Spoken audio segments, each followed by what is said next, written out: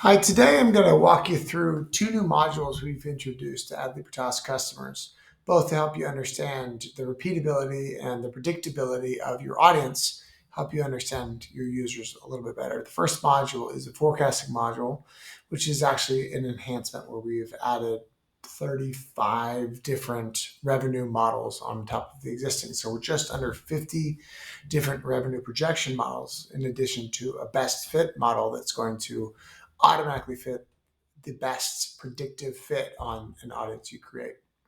The second module is a statistics module that helps you understand the dispersion and the predictability of the audiences or the reports that you're running.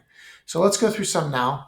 You can see I've got a retention curve of a group of users here.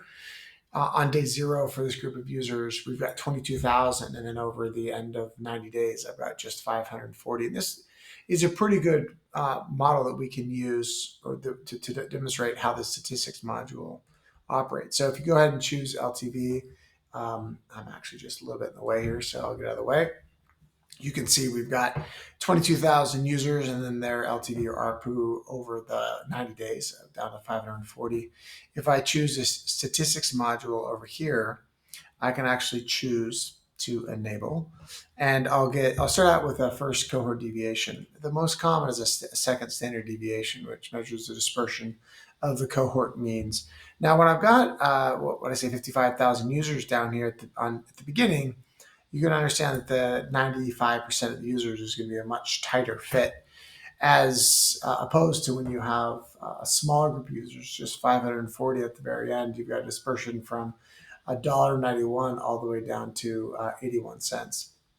So it's a good demonstration of how a larger amount of users generally creates a tighter mean. Now, I've seen a lot of these in our example, in our testing, and our customers, and depending on the cohorts you're measuring, you might have very, very large dispersion. It's important to understand just how different a cohort's mean can be or is from your existing means.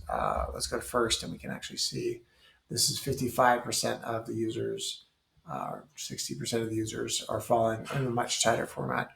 And then you've got standard cohort error. Now, standard cohort error is a likely error of a given sample of mean, meaning if you choose a sample at random, this is the likely error you'll see. And you can see it's a much tighter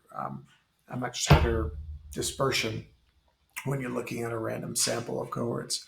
So this isn't a bad prediction. Now let's jump to from the statistic module to the forecasting module, and you'll see that we've got an automatic fit of 90 days. Now this is a 90 audience, so 90 fit doesn't really matter that much. But if we go out to 365, you'll see that you've got a close fit model 365 without having to go through and figure out the best model. And if you're doing A/B tests or running multiple audiences, you'll see there's multiple different models that might show up based off of the audience prediction. You can read more about this if you go into and with the statistics, but going into the documentation tab here in this forecasting module. Now I will show you there are the ability to choose random. So this is the power plus log, excluding the first 14 days, which makes the best fit here. But if I wanted to do a power plus log and include all data points, it would actually create a different curve over this time. And then I could exclude all sorts of different data. I could exclude the last 3 days, the first 3 days, whatever you really want. And now this is if you want to keep the same model, if you want to create custom models, really it's pick and choose. But it allows you to basically choose between 50 different models. And again, that's so you can get a better fix on predicted value of your audience. Hope that was helpful. I'll have the documentation and the link to the release on this product along with his video. So go ahead and check that out if you want to know more, or always write us. Thanks much.